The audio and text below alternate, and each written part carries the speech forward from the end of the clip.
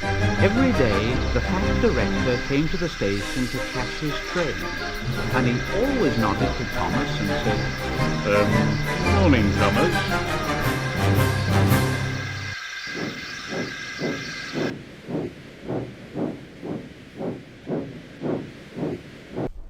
There were lots of trucks in the yard, and Thomas had to push and pull them into their right places.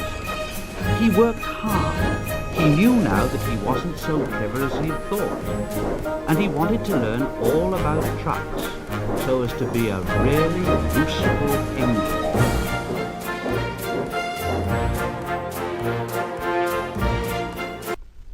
But on the siding, by themselves, were some trucks that Thomas was told he mustn't touch. There was a small coach, some flat trucks, and two queer things his driver called cranes. "That's the breakdown train, Thomas, and when there's an accident, the workmen get into the coach and the engine takes them quickly to help the hurt people and to clear and mend the line.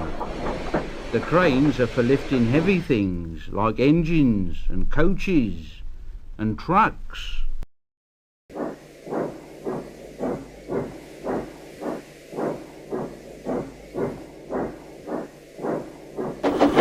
"Help!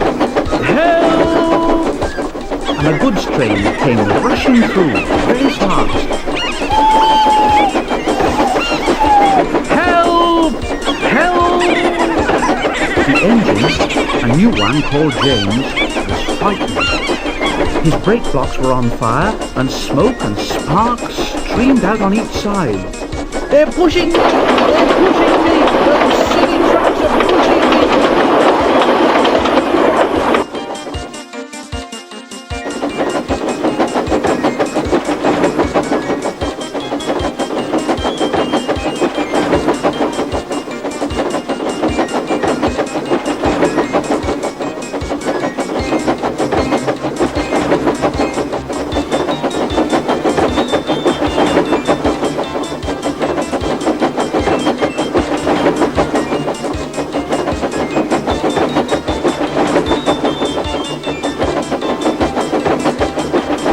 Poor James disappeared under the bridge, whistling for help.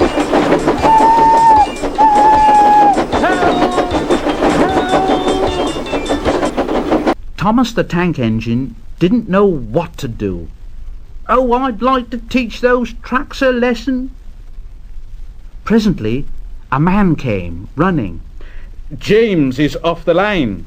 The breakdown train, quickly!"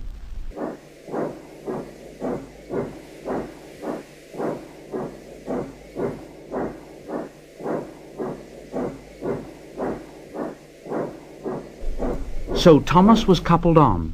The workmen jumped into their coach and off they went.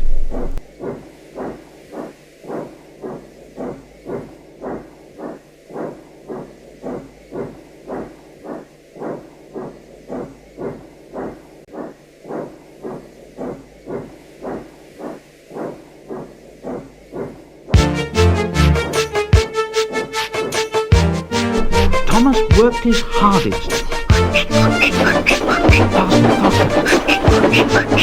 Faster, faster. Oh, bother those trucks and their tricks. I only hope poor James isn't hurt. Faster, faster.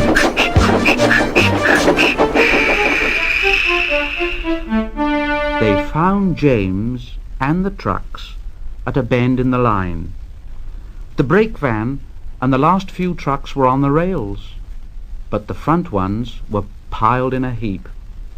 James was in a field, with a cow looking at him, and his driver and fireman were feeling him all over to see if he was hurt. "Never mind, James. It wasn't your fault. We always said your wooden brakes was no good."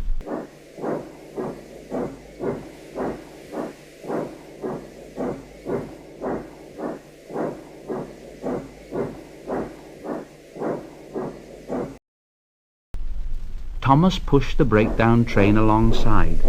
Then he pulled the unhurt trucks out of the way. "Oh, Oh dear! Oh, don't hurt us, Thomas! Don't hurt us, Thomas! It serves you right. It serves you right. He puffed backwards and forwards all the afternoon, and he scolded the trucks. This'll teach you a lesson.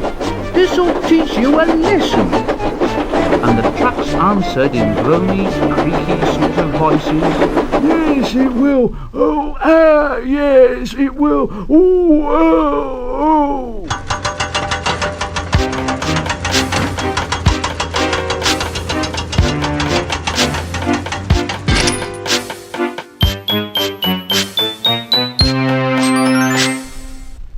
Then, when they put James back onto the rails, he tried to move, but he couldn't.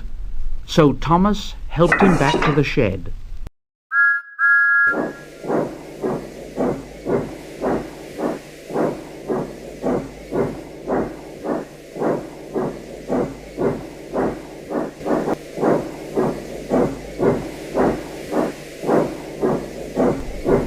The fat director was waiting anxiously for them. Well, Thomas, I've heard all about it, and I'm very pleased with you. You're a really useful engine. James shall have some proper brakes and a new coat of paint, and you shall have a branch line all to yourself. Oh, sir, thank you. Now Thomas is as lucky as can be. He has a branch line all to himself and puffs proudly backwards and forwards with two coaches all day. He's never lonely because there's always some engine to talk to at the junction. Edward and Henry stop there quite often and tell him the news.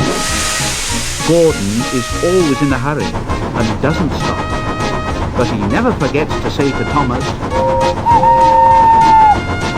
and Thomas in return always whistles